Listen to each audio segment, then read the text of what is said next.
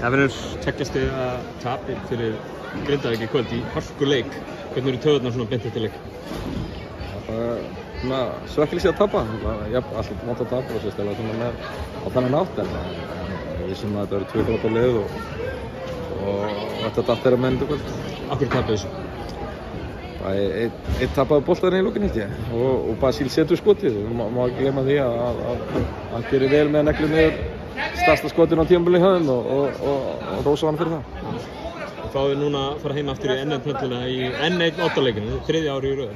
Á Grindavík einhvern séns á móti ykkur, svona reynslumiklu liði í þessum oddaleikjum? Já, hellingsséns þessu Grindavík liði. Þetta er bara 50-50 leikur og svo allir leikir að vera í þessu seríu og við verðum að eiga okkur allra besta leik og við erum fljótt að gleyma þessum en læra af honum og halda áfram að þróa okkur og vera aðeins betri.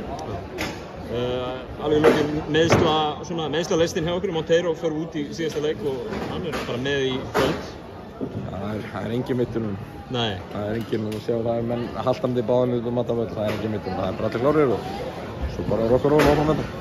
Kæra þakka Finnur og gangi ykkur vel á miðvikudaginn. Takk fyrir það.